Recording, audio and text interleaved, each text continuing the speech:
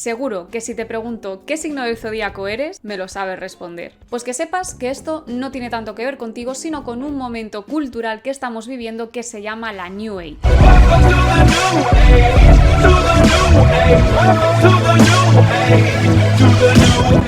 La New Age se traduce como la nueva era o la era de Acuario y es un término que habla de una revolución cultural que tiene lugar en 1970 en los países occidentales, en los que se empieza a hacer una relectura y una recuperación de diferentes corrientes, principalmente espirituales, pero también filosóficas, que provienen desde la época antigua hasta la actualidad. Se hace una relectura desde, por ejemplo, corrientes filosóficas y religiosas como el gnosticismo de la etapa paleocristiana de los primeros siglos después de Cristo, que es una relectura que hace, pues, por ejemplo, Elena Blavatsky o Madame Blavatsky con todo el tema de la teosofía. También a finales del siglo XIX y principios del XX empieza a haber muchísimo interés por todo lo que es la filosofía oriental, la filosofía que procede del gigante asiático, de religiones pues como el budismo, en sus modalidades mahayana o theravada, el tema del zen, que ha inundado completamente el mindfulness, que es una forma muy fancy de hablar de la meditación, prácticas de estas pues como los respiracionistas, que dicen que se alimentan de la luz del sol, o la creencia en los pleiadianos, en los arturianos, en los extraterrestres.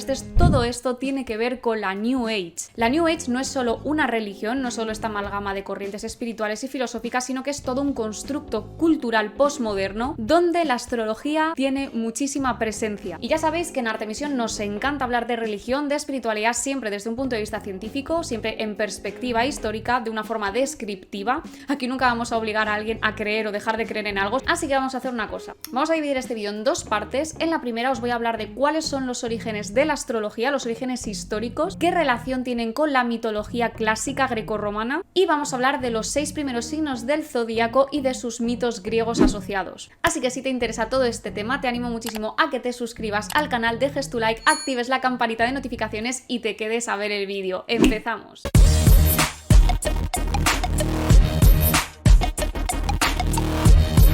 Bueno, pues resulta que los orígenes del zodíaco, que es la palabra que tenemos que usar correctamente en el contexto de la astrología, porque el zodíaco es una palabra que significa la rueda de los animales, tiene un origen que se remonta hasta la cultura mesopotámica, tiene un origen que se remonta hasta Babilonia, ni más ni menos. La astrología, como una ciencia por aquel entonces, hoy en día estaría considerada una pseudociencia o directamente una creencia, por aquel entonces significaba el discurso sobre las estrellas, cuya función hoy en día lo cumple de una forma científica y racional la astronomía. Pero por aquel entonces la astrología ya ahondaba en los distintos tipos de personalidades que nos podemos encontrar en el ser humano, y ellos creían que tenía una relación directa con los astros. De hecho, así lo aseguraban los griegos y decían que si tú tenías una personalidad concreta es porque habías nacido con una influencia de distintos planetas del sistema solar en tu espíritu. Y esta influencia era tan grande que guiaba y orientaba tus actividades, tu evolución como ser humano e incluso tu destino. Pero lo más curioso, y esta es la parte histórica que nos interesa también desde el punto de vista de la historia del arte, es que este zodíaco tenía relación con la mitología clásica, porque cada signo del zodíaco está asociado con un mito. ¿Y qué es un mito? Pues etimológicamente un mito se traduce como cuento o narración verdadera, aunque lo que seguramente tenía de verdad los mitos es que contaban historias que tenían una lección atemporal y universal que nos sirven a todos y a todas. Porque los mitos, desde el punto de vista antropológico, también desde el punto de vista histórico o sociológico, explican las formas simbólicas en las que la humanidad codifica y explica la realidad. Y es que precisamente por ese simbolismo los mitos están llenos de arquetipos, y todo este simbolismo al ser humano nos encanta representarlo de forma material a través de lo que llamamos en historia del arte la iconografía. Así que, haciendo un poquito esta introducción, vamos allá con el primer signo del zodíaco y qué relación tiene con un mito griego. Empezamos por el primero de todos, que es Aries, cuyo mito asociado es el del vellocino de oro.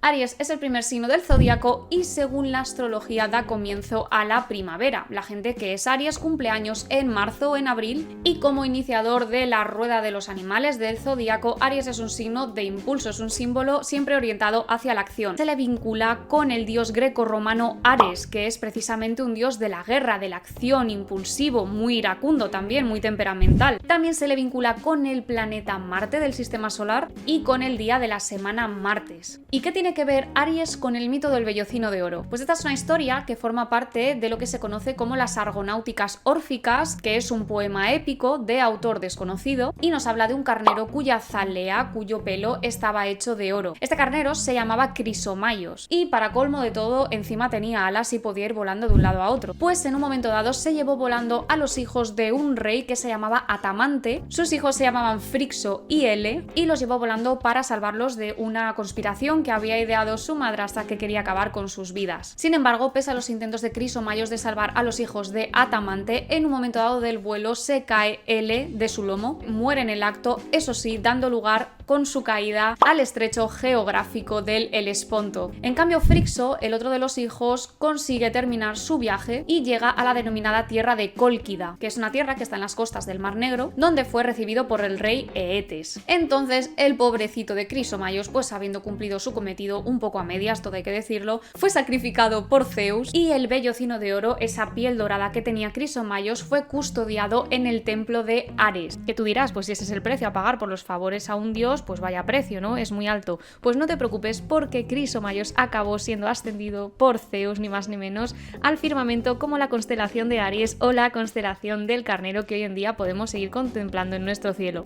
Después de todo este episodio, cuando Jasón, que es el héroe de las Argonáuticas, visita el templo de Ares, luego se presenta delante del rey Eetes y le reclama el vellocino de oro. Y al final consigue hacerse con él, eso sí, después de pasar por duras pruebas que le pone por supuesto el rey. Pero en conclusión, este mito del vellocino de oro, aparte de que el personaje principal, que es Crisomaios, es un carnero, que es el animal que representa a Aries, tiene también mucho que ver con Ares, con el dios de la guerra, y también con el propio héroe Jasón, que al fin y al cabo esta historia, la de las Argonáuticas, nos cuenta el típico viaje del héroe de un hombre que sale de su casa para emprender una gran aventura donde se enfrentará a distintas dificultades, crecerá de forma personal y luego retornará a su hogar con una lección de sabiduría aprendida, y que se relaciona con Aries precisamente por esa capacidad de empuje, con esa capacidad de iniciar las aventuras e iniciar la acción de su vida. En segundo lugar, tendríamos que hablar de Tauro, que Tauro es el segundo signo del zodíaco y encarna la plenitud de la primavera. El principal mes de Tauro es mayo, que es cuando hay florecimientos y cuando la naturaleza está en un estado muy abundante.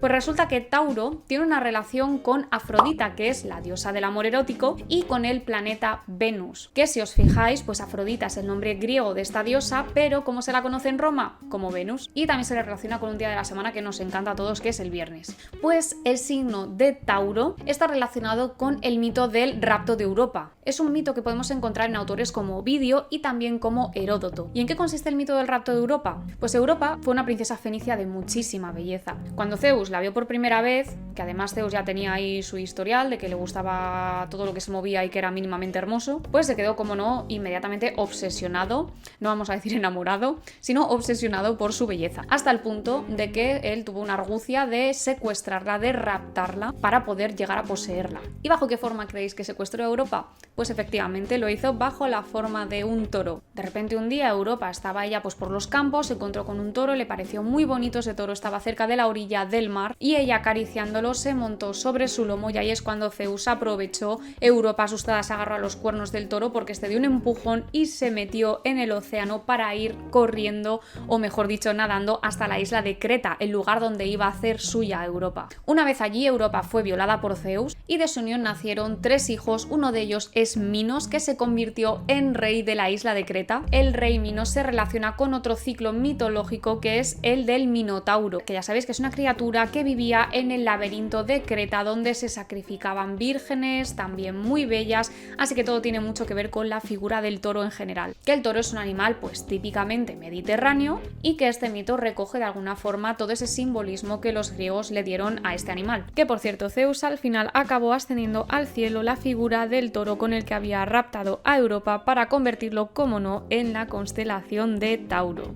En tercer lugar estaría el signo de Géminis, que es el tercer signo del zodíaco que encarna el final de la primavera. Curiosamente, aunque el zodíaco se llame la rueda de los animales, Géminis es un signo que está representado por 2 figuras humanas, y más concretamente se tratan de 2 gemelos. Géminis es un signo que se relaciona con el dios Hermes, que es el dios de los viajeros, también de los mercaderes, y que incluso ejerce la función de psicopompos o de acompañador de las almas, e incluso participa en el pesaje de las almas en el inframundo griego. A Géminis, como se le relaciona con Hermes, pues también se le relaciona con el Mercurio romano, que es el mismo dios que Hermes en Grecia, y con el día de la semana miércoles. Pues Géminis se relaciona con el mito de Cástor y Pólux, que precisamente eran dos hermanos que no eran exactamente gemelos, ya que uno de ellos era hijo de Zeus y el otro era hijo de Tindario. Lo que sí tenían en común es que ambos tenían la misma madre, que se llamaba Leda, que seguro que si te gusta la historia del arte habrás escuchado hablar del mito de Leda y el cisne, que una vez más pues Zeus decidió transformarse en cisne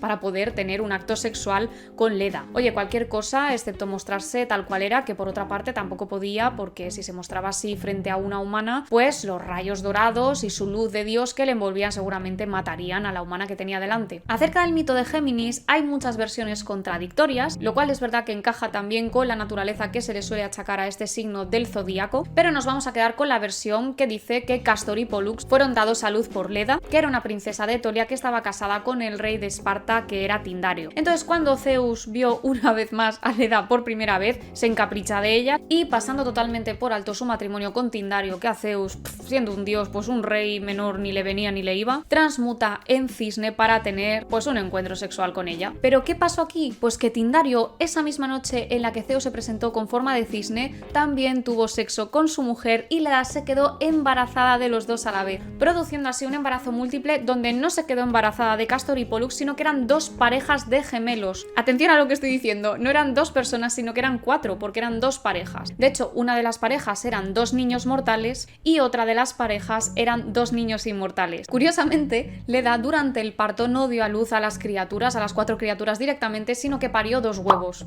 En uno de esos huevos estaban los hijos mortales de Tindario, que eran Clitemnestra y Cástor, y en el otro de los huevos estaban los hijos inmortales de Zeus, que eran Helena y Pólux. Es decir, Cástor era hijo de Tindario y era mortal, mientras que Pólux era hijo de Zeus y era inmortal. Pero oye, pese a estas diferencias nada sutiles que separaban a los dos hermanos, los dos se querían muchísimo, tenían una relación fraternal muy cercana, muy estrecha. Y en uno de los episodios mitológicos que envuelven a estas dos figuras, a Cástor y a Pólux, una vez Cástor murió a causa de una disputa que tenía con los rivales de su futura mujer, y ante su muerte, Pólux, como amaba muchísimo a su hermano, pidió a su padre Zeus que por favor lo reviviera y que le concediera, al igual que tenía él, el privilegio de la inmortalidad. Así que seguro que ya te puedes imaginar a quién representa la constelación de Géminis que ves en el cielo. En cuarto lugar tenemos que hablar de Cáncer, que es el cuarto signo del zodíaco y encarna el principio del solsticio de verano. Cáncer es un signo que está representado por una forma animal, por un cangrejo, y no está ligado a un planeta del sistema solar, sino que está ligado a nuestro querido satélite, a la Luna. Y pues claro, si está ligado a la Luna, también está ligado a la diosa grecorromana Artemisa. Y a su vez también está relacionado con el día de la semana lunes, porque lunes significa dies lunae, el día de la luna. ¿Veis cómo todo se va cerrando? Pues el mito de Cáncer, cómo no, es el mito de un cangrejo que se llamaba Carquinos. Este mito lo podéis encontrar en la literatura clásica también, concretamente los fenómenos de Arato, también en la Heraclea de Paniasis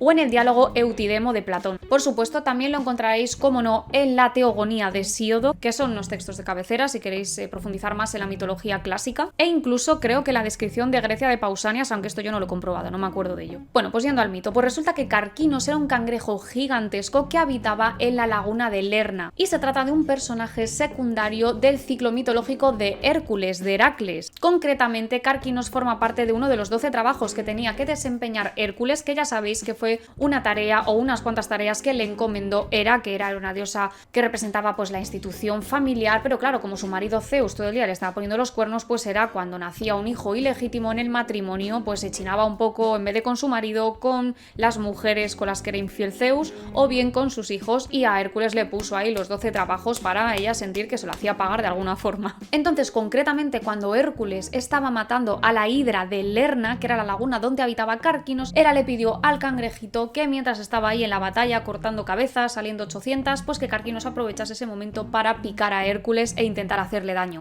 Y esta acción fue posteriormente recompensada por la diosa Hera, porque ascendió a Carquinos al firmamento, convirtiéndolo en la constelación de Cáncer. En quinto lugar tenemos que hablar, como no, con el signo de signos, con el Sol, con Leo. Leo es el quinto signo del zodíaco y encarna la plenitud del verano. El planeta, o mejor dicho, la estrella con la que va a estar, porque Leo es una estrella con la que va a estar relacionado Leo, es con el Sol. ¿Y con qué mito creéis que puede tener relación Leo? Pues claro, pues con Heracles, con Hércules, el héroe más conocido dentro de los héroes. Quérselas de gladiadores, Hércules. Un héroe que era semidivino y que, al igual que ocurre con Jasón, con Aries y con el Vellocino de Oro, pues también ejemplifica muy bien lo que es el concepto del viaje del héroe.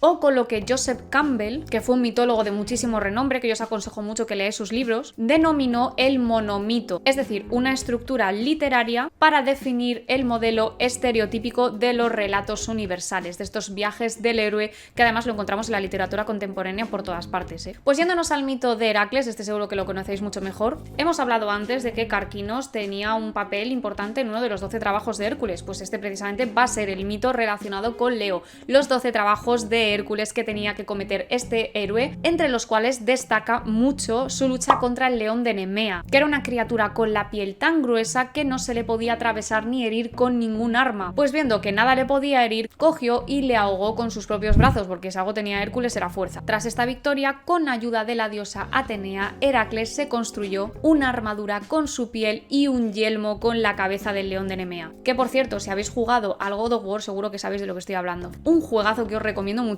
que bien me lo pasé yo jugando al God of War en la universidad. Yo creo que si sois historiadores del arte, os gusta el arte o las religiones, lo vais a disfrutar muchísimo. Y en sexto y último lugar tenemos que hablar de Virgo, que Virgo es un signo que encarna el final del verano, la época de las cosechas del trigo. Por eso su iconografía, la iconografía del signo Virgo, es una mujer de cabellos generalmente dorados que está sosteniendo trigo precisamente. A Virgo se le vincula con el planeta Venus también, que ya sabéis que a Venus se le llama lucero del alba, lucero del atardecer, porque es una estrella que a veces se ve en esos dos momentos del día, y con la diosa Estrella, que significa la estrellada, no de que se estrellase a la mujer contra cosas, sino una diosa relacionada con las estrellas del firmamento. También he leído que astrológicamente a Virgo se le relaciona con el planeta Mercurio, al igual que Géminis, porque se suele decir desde el punto de vista de la creencia que Virgo tiene una mente muy ágil, muy rápida, como los Géminis, y eso es por la influencia de Mercurio, es decir, del dios griego Hermes, que es un dios muy ágil, mensajero de los dioses, que trae y lleva la información volando. Pues según la Teogonía de Hesíodo, que es la fuente donde podéis encontrar el mito, Astrea fue una titánide, era hija de Zeus y de Temis y hermana de Eunomia e Irene, aunque también hay otras fuentes que os van a afirmar otro tipo de genealogías familiares, como por ejemplo pues que era hija de Astreo y de Eos, que eran la prudencia y el pudor, que por cierto son dos rasgos o cualidades que se achacan precisamente al signo de Virgo. ¿Y quién fue Astrea? Pues Astrea era una diosa virgen que llevaba o que portaba los rayos de Zeus consigo, era una diosa servicial, otra cualidad que se achaca al signo de Virgo, y su madre Temis era la diosa del buen consejo, que encarnaba el orden y las normas divinas. Además, desde el punto de vista mitológico, también fue la última inmortal que convivió con los seres humanos durante lo que se conoce como la Edad Dorada de Cronos, que ya sabéis que Cronos es el dios del tiempo, es Saturno. ¿Y qué ocurrió con Astrea? Pues que en la última etapa de su vida acabó envileciéndose. Todo esto le ocurrió durante la Edad de Bronce, que es la edad que los ciclos mitológicos griegos ya identifican como una edad de degeneración, y todo esto le impidió a Astrea seguir impartiendo justicia pues correctamente, porque ella era una diosa de la justicia. Si era hija del orden, pues ella tenía que impartir justicia, claramente. Astrea es una diosa que sujeta constantemente una balanza en sus manos, y se dice que la balanza que sostiene es la que simboliza el signo del Libra, que hablaremos de él en el siguiente vídeo. Pero Zeus, que había estado viendo la degeneración de esta diosa, se apiadó de ella y la ascendió hacia las estrellas, convirtiéndola en la enorme constelación de Virgo que podemos ver hoy en el cielo. Y además, a diferencia de sus hermanas, le permitió seguir conservando su virginidad. Así que nada, con esto vamos a acabar ya el vídeo de hoy. Espero que os haya gustado mucho, sobre todo que generéis un interés por la parte mitológica más que por la creencia astrológica, que yo no soy nadie para deciros lo que tenéis o no que creer, pero espero eso, que este vídeo pues os incentive a acercaros un poquito más a la cultura clásica en general. Os recomiendo muchísimo que vayáis al blog que dirijo, que es un blog de investigación en arte y humanidades que se llama Artemisión. Lo podéis buscar en Google como artemisión.es. vais a encontrar incluso más información que la que yo os estoy contando en este vídeo sobre los signos del zodíaco, y algunos libros que os recomiendo también que echéis un vistazo y que leáis. Lo vais a encontrar todos los artículos, así que buscad artemisión.es. Y ya de paso, oye, me voy a hacer promoción, porque si no me hago yo promoción no me la va a hacer nadie. Os animo también a que visitéis la librería de arte y humanidades que llevo desarrollando desde hace ya medio año. Se llama Artemisión Books, así que la podéis buscar como artemisionbooks.es, donde también trabajamos mucho con libros de mitología, de historia del arte. Así que nada, espero que os haya gustado mucho, lo dicho, y nos vemos ya en el siguiente vídeo, parte 2 de este zodíaco o rueda de animales. Un abrazo muy grande, nos vemos. Chao, chao.